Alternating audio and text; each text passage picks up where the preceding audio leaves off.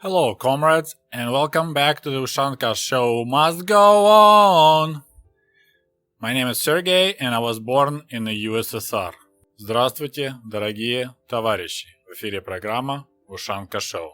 Today we're gonna continue our Soviet cruise, which happened back in October of 1978. So let's turn another page in the trip diary of Nelly, Soviet wife from Varshilovgrad, Ukraine, who went on this cruise along with her husband that she despised so much and planned to divorce right after they come back home.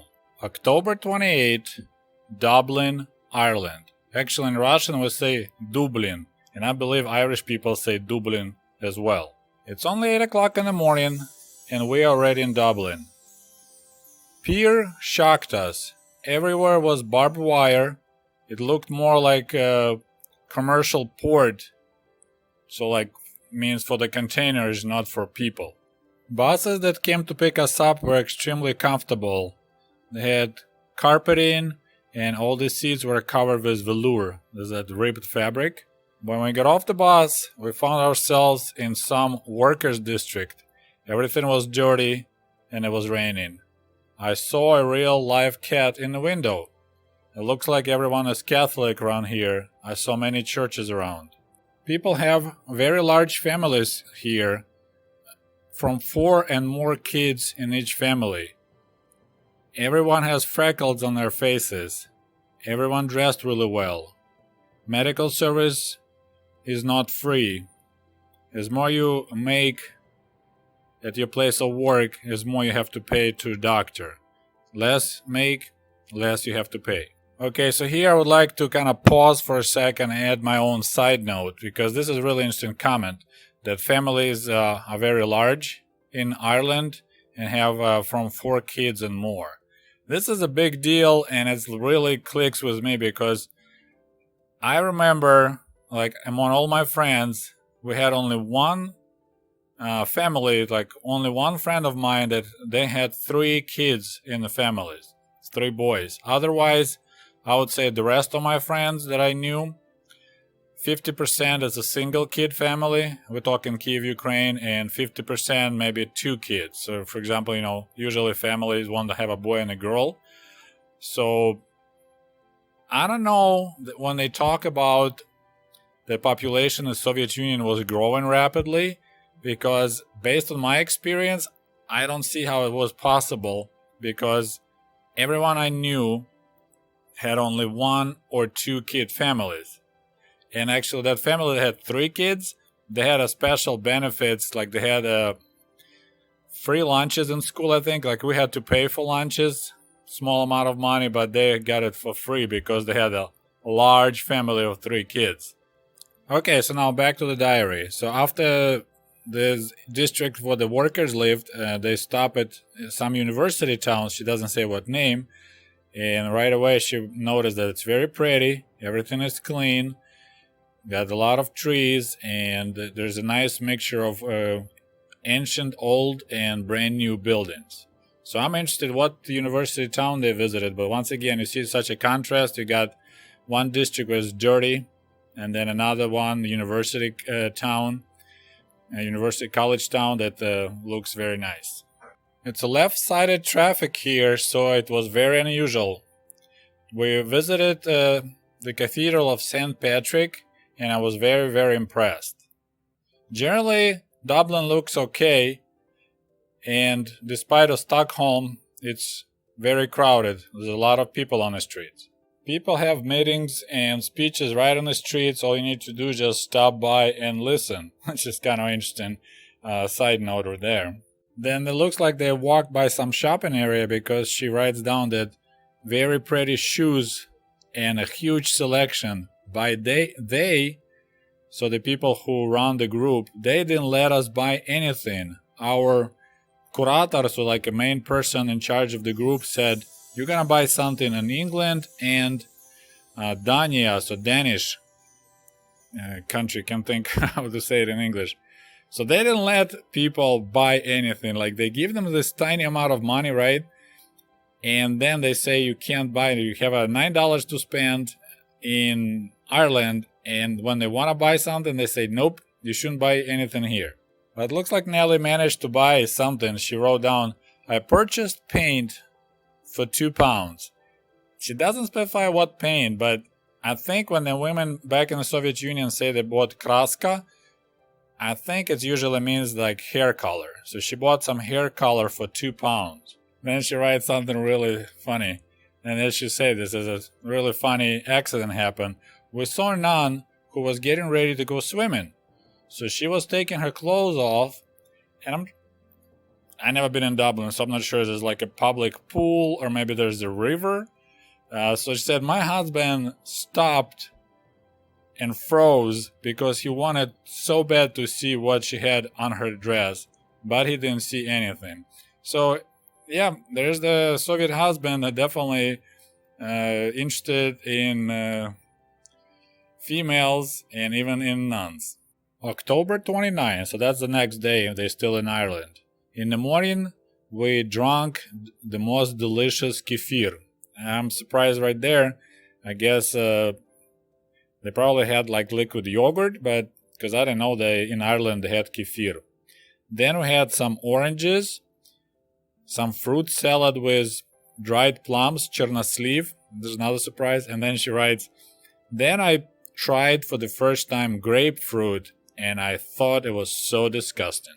And next, Nelly writes something very, very interesting. So this is October 29. They are on cruise for only 9 days. So this is the person that lived all her life in the small Ukrainian city of Varshilovgrad. She barely traveled in the Soviet Union. She never been overseas in other countries. 9 days later, this is what she writes. Suddenly, I wanted to go home so bad. Very, very bad. Everything and everyone was just, I was sick and tired of them. I apologize, but here we need to hit the pause again and talk about it because this is very, very interesting. I experienced exactly the same situation when I came to America first time in 1995. And actually, I would like to read you a small excerpt out of my book, which I'm talking exactly about the same thing, but in way more detail. Okay, so now we are in American Diaries of 1995. July 16, Michigan. Hard to believe, but today was exactly 1 month since I had left Kiev and my incredible American adventures had begun. It was mind-boggling just trying to imagine how far away I was from home on my summer vacation in parentheses. Ukraine was 5,000 miles and 7 hours ahead. Out of the blue, I was beginning to feel seriously homesick. Other members of the Russian team soon began to share in my nostalgia. Both girls visited my photo room more and more often in the evenings to hang out and take a break from the English language. Maybe that was the reason for longing to be home. My brain was getting tired of continually being in a foreign language environment. So as I said, this is me, first time in America, which is barely a month, and I also had this horrible cravings, and I wanted to go home so bad. And even the girls I mentioned, we had two girls from Russia also working at summer camp, Yura and Lena, and they were actually students of the foreign languages, so they actually studied English in college to become English teachers. So you think for them there'll be so much excitement to be in English language environment, but in 1 month they got tired of it and were coming to my photo lab because I was a photography specialist, and we were hanging out because they just wanted to speak Russian and be away from English environment. And if you want to learn more about my adventures in America, my book American Diaries 1995 is available on Amazon, or you can purchase from me directly if you want signed copies. Link is below this video. And now we're back to the Soviet cruise diary. So she, after saying how much she misses home and how much she's sick and tired of everyone and everything, Nelly said that they were talking about prices. So once again, every country they visit, they learn about prices and cost of living, and then they discuss in their group because it's all new things for them, because Soviet Union prices were stable and the same pretty much across a board, across all country. You can purchase the used car for $600. You can buy a house with 2 bedrooms, 2 bathrooms, and they call it general room, so living room, for about $60,000. So once again, it's a shock for Soviet people because housing is so expensive, and we had free housing pretty much in Soviet Union. Besides, you might have to wait 20 years to get yours. And at the same time, cars are so cheap. In Soviet Union, if you don't want to wait to buy a new car, you can buy a used car right away for probably more money than a new car. Or you can pay double the price or triple the price of the new car to get a brand new car without waiting. And then she adds that the pensions for retirees was £14 a week, and they could use public transportation free of charge. Then she said that while on this trip, they drove by giant dump areas, so it's like where the trash goes, and said she was shocked that there are people wandering all over the place, and our guide said those were gypsies, and they live out of laws and out of society, and they survive by finding stuff at the dump yard and reselling it, and that locals feel bad for them. Then she writes, I saw several local teenagers. They flew by us like a wind, and I assumed they were riding bicycles, because I don't know how else they could fly by. They looked very loose. They were drinking something out of cans. And once again, we didn't have any drinks in cans in Soviet Union, so she noticed that right away. She said it looks like a Soviet condensed milk. So that's kind of funny that she has this comparison. It looks like our Ushanka. It looks like our condensed milk in can, but it's way prettier looking cans, and they have juice in there, beer or whiskey. And then she adds, they were dressed in different styles, but most of them were kind of like really небрежно, so kind of not accurate looking. And once again, let's take a look at some pictures of me in 1995. And I have to admit, now I look at those photos and it hurts my eyes because I look so nerdy. But back then I was actually proud when I was showing my friends my photos from America from my very first trip to the USA. I was like, look, all those guys, they have untucked shorts, they look like crap. You could tell right away where the Soviet person is. It's always neat, tucked in, got belt.